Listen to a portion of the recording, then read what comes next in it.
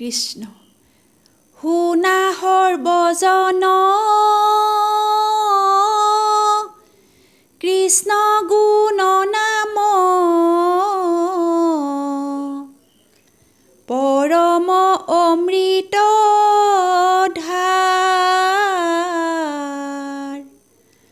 শ্ৰৱণ কীৰ্তন কৰি নৰগণ লভিও পুণ্যৰ কথা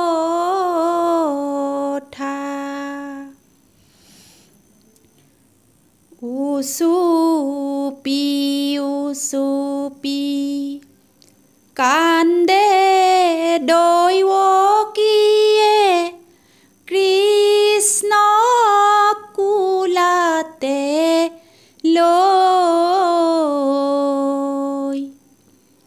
কংসই জানিলে তোমাকে মাৰিব এচটা শিলতে থৈ ৰাম ৰাম উচুপি কান্দে দৈৱকীয়ে কৃষ্ণ কুলাতে লৈ কংসই জানিলে তোমাকে মাৰিব এচটা শিলতে থৈ জন্মিলে হৰি শংখ চক্ৰ ধৰি বসুদেৱে কৰে শ্ৰৱণ দেখিলে হৰিৰ চৰণ কমল পুত্ৰৰো নাৰায়ণ ৰাম ৰাম উচুপি কান্দে দৈৱকীয়ে কৃষ্ণ কুলাতে লৈ কংসই জানিলে তোমাকে মাৰিব এচটা শিলতে থৈ শ্যাম ৰূপ দেখি কলে দৈৱকীয়ে পুত্ৰ ভাবে আহা কুলে চতুৰ্ভুজ ৰূপ এৰা এটি ক্ষণে দৈৱকীয়ে বুলিবে লৈলে ৰাম ৰাম উচুপি কান্দে দৈৱকীয়ে কৃষ্ণ কুলাতে লৈ কংসই জানিলে তোমাকে মাৰিব এচটা শিলতে থৈ বান্ধৱ কৃষ্ণ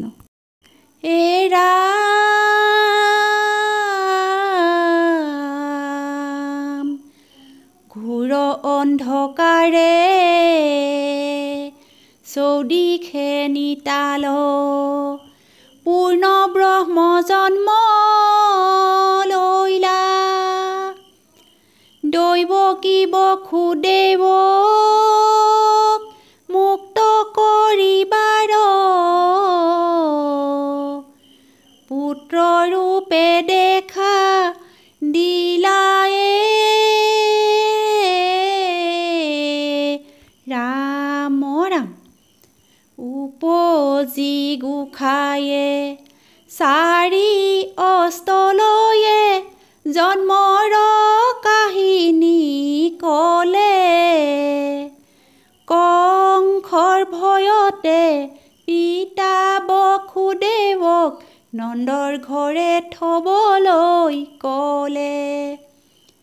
ৰাম ৰাম উপজি গোসাঁয়ে চাৰি অস্তলৈয়ে জন্মৰ কাহিনী ক'লে।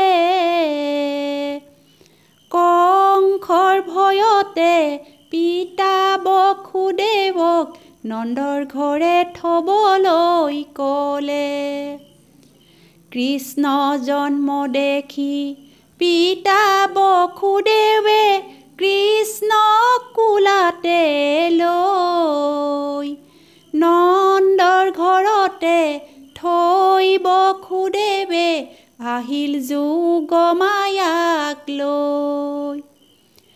ৰাম ৰাম উপজি গোসাঁয়ে চাৰি অস্তলৈয়ে জন্মৰ কাহিনী ক'লে। কংসৰ ভয়তে পিতা বসুদেৱক নন্দৰ ঘৰে থবলৈ ক'লে। 6 পুত্ৰক কংসই মাৰিলে মনে পাইলো বৰ শোক।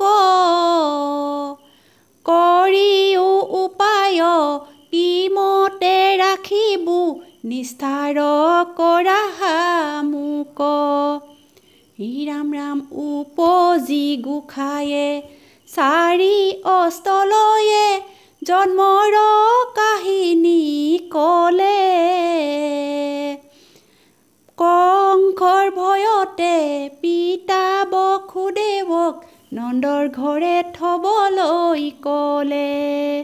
বান্ধৱ কৃষ্ণ। ৰাম পীত বস্ত্ৰে শোভে গধূলি কিৰণ, বনমালা শোভে গলে। ৰাম গলে কৌস্তভমণি কিৰীটি শোভন, ৰূপতে ব্ৰহ্মাণ্ড ভুলে। ৰাম ৰাম যশোদা আই কিনো তপ কৰিলা, বৈকুণ্ঠৰ পতি হৰিক পুত্ৰ ৰূপে পালা।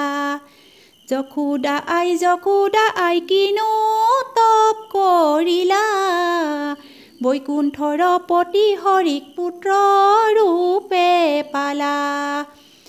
ৰাম ৰাম কিনো ভাগ্য ব্ৰজৰ লোকৰ, নয়ন হাথক ৰূপ দেখিল হৰিৰ।